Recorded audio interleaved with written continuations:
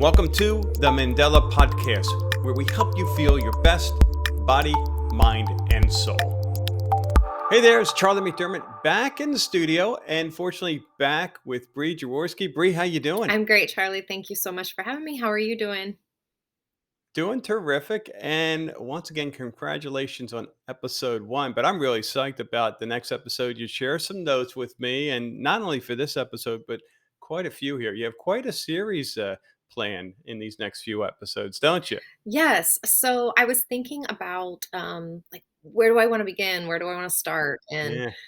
I kind of was thinking about what some of the main kind of hot topics in regards to mental health are these days. And one of the things is personality disorders. So, in particular, a group of personality disorders, which we classify under a cluster called Cluster B. So, anybody that's familiar with Cluster B, that's where we've got our antisocial personality disorder, borderline personality disorder, narcissistic personality disorder, and histrionic personality disorder. So that's going to be our series. It's just going to be all about cluster B and just telling you a little bit about each one. And today we're going to start off with borderline personality disorder.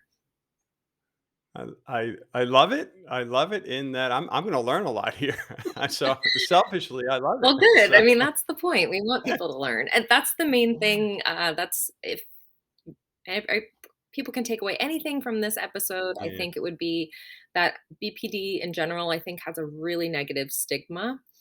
And so, if I can dispel some of those misconceptions about it, then I feel like I've done my job today. And hopefully, people can learn a little bit about that in a positive way. So, we'll yeah, see. yeah.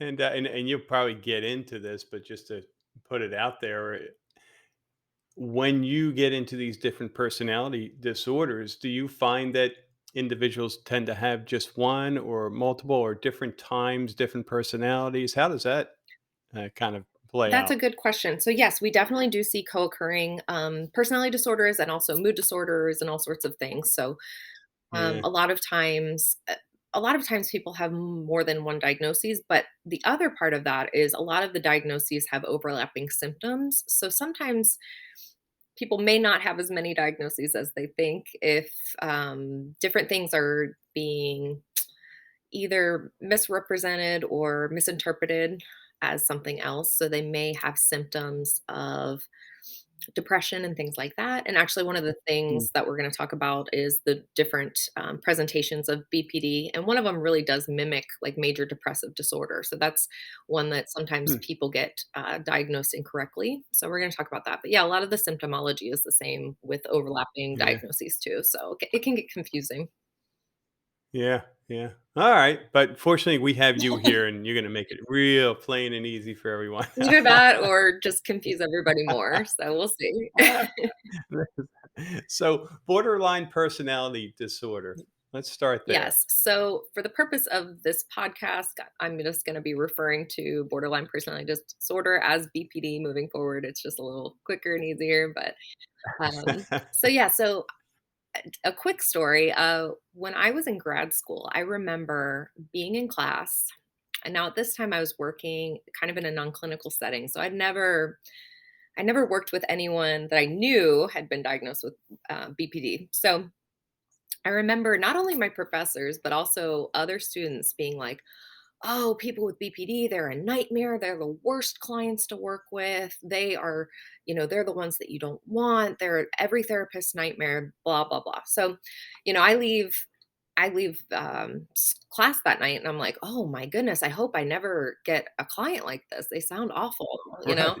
And to be honest, in my experience now, working in the field for a long time, people who have been diagnosed with BPD have been some of my all-time favorite clients. I know you're not supposed to have favorite clients, but like I'm human and so but some of my favorite clients to work with for sure. And so I definitely want to try to kind of dispel a lot of the rumors and misconceptions that there are around BPD. And there are definitely four distinct presentations in BPD, and it's not always the one that we think of when we think of BPD. So I'm going to talk about that too, but then I'm going to talk about some of the other subtleties and different presentations too. So, all Okay. right, so let's get into it. So the very first presentation of BPD that I want to talk about is what I like to refer to as the loud presentation. This is loud BPD. This is the one that my professors and the other students in class were talking about. And this is the one I Uh, think that stereotypically people think of when they think of BPD.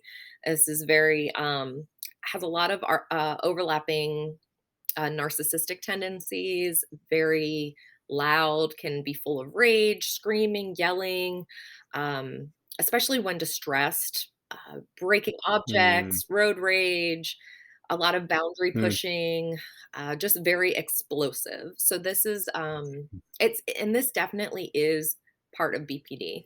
And this is the tricky thing because there's a list of criteria that we go off of when we have to diagnose someone, and, some of the things are very much going to fit into this category, where some of the things are going to fit into some of the other categories that we're going to get into. But so this is the stereotypical BPD. But I have to tell you, this is not typically what I see a lot. I don't see a lot of this very loud presenting. Could be because maybe those people don't come to therapy as much. That definitely could be why. But I want to talk about some of the other ones. So, another presentation of BPD is what I like to refer to as quiet BPD. So we had loud BPD and now we have quiet BPD. So if we think of loud BPD as being very explosive, especially towards other people, quiet BPD is very kind of like instead of an explosion, we have an implosion. So these people are mm, very typically very high functioning. They internalize a lot of things. So instead of yeah. getting upset outwardly at someone else, they're going to get upset with themselves. They typically are very fragile people. Their emotions run high. They get very upset about any either actual or perceived abandonment. And they typically take that stuff out on themselves. So they lack a lot of self compassion. They have a lot of negative self talk, sometimes some suicidal ideation, self harming. But you'll see that these people are typically very, very much people pleasers. So they're not that loud presentation. They want to make people happy. They want to go out of their way to make things happy between people. And they get very, very upset when relationships don't work out that way and aren't as Yeah.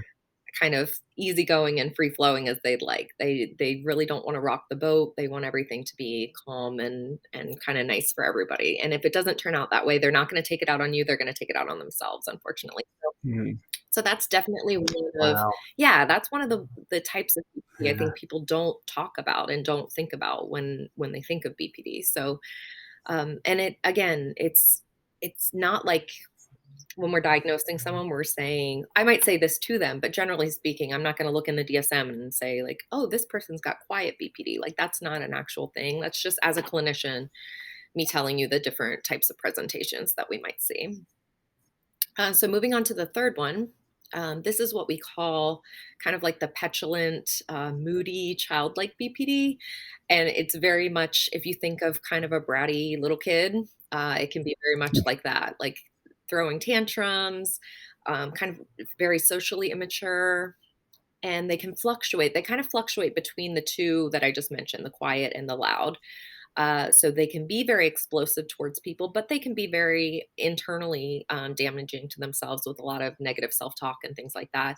Most of that comes from just feelings of, being unloved or feeling like they're unworthy of people's love. So most of that comes from just like a deep seated, just a lack of self-esteem and self-worth and stuff like that. So it can present either Mhm. way. It can present outwardly or inwardly. But again, we see a lot of just kind of bratty behavior, what people consider bratty behavior, and attention-seeking tantrums, things like that. So that would be the petulant version of B. Yeah. So that's the third one. So Okay. that one could be more of what people think of in a stereotypical way because it can present very negative in an outward way. And the people with either loud BPD or petulant BPD do have a really hard time with relationships, interpersonal relationships. So a very difficult time in romantic relationships, but just really any relationship in their life. So whether that be family members or friends, or they just have a lot of turbulence in their relationships. It's hard for them to keep things kind of calm. And then Hmm. that brings us to the fourth presentation for BPD, which is the depressive presentation. So this is the one I mentioned before that can get misdiagnosed with depressive disorder, major depressive disorder, because this person is kind of uniformly dysphoric and depressed most of the time. That's the major presentation. It's just really depressed. Hmm. I mean, they have a really hard time holding employment. They have a hard time taking care of themselves. I mean, on a very basic level, like basic hygiene, being able to get out of bed, like those things are very, very difficult for them a lot of times. Definitely have a hard time, if not impossible time, taking care of anyone that would be in their care, meaning children or even pets and things like that. They find it very Hmm. difficult to take care of. So they can be very neglectful in that way. They don't mean to be, but it's just, the depressive and dysphoric thoughts and moods that they have just make it basically impossible for them to function at a really high level. And so we have a lot of Wow. isolation with that. And again, the suicidal ideology and the self harming behavior. So that kind of like in a nutshell gives you the four different Mm. types of BPD. So not everybody is yelling and screaming and cussing at people and making a scene. Some of them are very, very internally hurting. And the hard thing Yeah. about personality disorders also is there's no medication for personality disorder. You can treat some of the symptomology of the personality disorders with different medications that are typically made for different things. But really, therapy is the most effective treatment for someone with a personality disorder so that they can um, really assimilate into our culture and our world in a way that's more acceptable and conducive Yeah. to dealing with other people on a regular basis. So And where, Bree, I'm sure it's very gray, but where is that line where you go, hmm, I need help? Um, yeah, I think the biggest thing is anytime you have anything, whether it be BPD or otherwise, anytime you have yeah. anything where it's taking a major negative toll on your life, whether it be in a work capacity, in relationships, in whatever, being able to go to school or just like function in a productive way. I think that's the biggest red flag because that could be, again, totally moving away from BPD, but that could be completely situational.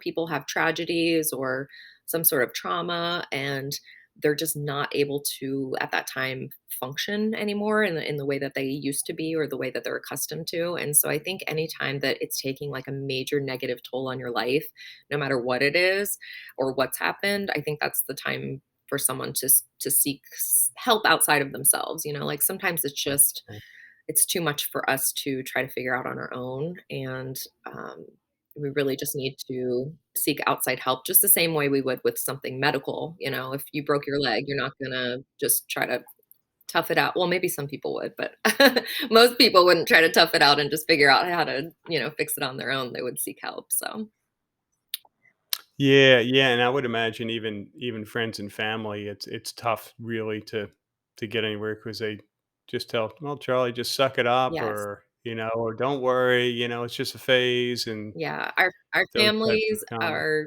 notorious for trying to help, but being some of the worst help because they're just too close to the situation. Kind of the analogy I always use for people in a variety of different things in mental health is, if I gave you a piece of paper and I said, put it up to your nose and tell me what it says, you Mm, wouldn't be able to read it to me. But, if you place it out, you can read it clearly, and that's kind of where we are. We're not directly yeah, involved. We're a step back so we yeah, can see things a little more clearly. We're able to help from an objective standpoint, yeah, and we're not emotionally attached in that way, and your actions, good, bad, or indifferent, don't affect us in that way. Whereas family and friends have, they have a stake in the game, so they are trying to do yeah, the best they yeah, can, but they can be really seriously negatively affected by emotional stuff going on with you as well. So it's hard for them to be yeah, objective, understandably so. yeah, yeah. That's a real good point. Okay, well, you did not disappoint, Bree. I took lots of notes, and Crash this is course on all seriously, BPD. this has been amazing. BPD. I'll be using that the rest of the day with Bart. Uh, And just remember, it's not a put down if you say it, you know? Some of them are some of the qualities are lovely, you know? uh, well, this has been lovely, and that you have. I know your goal with this podcast has been to help individuals with those struggles, and what a great start, Bree. So thank you for sharing all that, and You're look forward welcome. to the next episode. And you want to give a little teaser what you have in store for the next episode? Yeah, so we're gonna be covering one of the other cluster B personality disorders. So I haven't decided yet, but it's either going to be antisocial, narcissistic, or histrionic. And we'll eventually cover all four of them so that everybody gets the little bit of information or Yeah. misnomers that you may Mm. have covered. And yeah, and if you think that you may be suffering from something like this or somebody else that you know or are close to, then please give us a call and maybe we can help out with that. Terrific. Well, Bree, until the next episode, you have a wonderful day and week there, Charlie. and we'll talk Okay, soon. cool. Thank you so much. All right. We did We it. can Thanks for listening to the Mandala Podcast. To learn more about Mandala counseling and health coaching, go to www.mandala-counseling.com. That's www.mandala,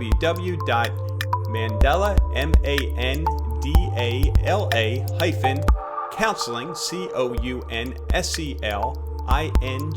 counseling.com, or call 239-360-1983, or visit us on Facebook or Instagram.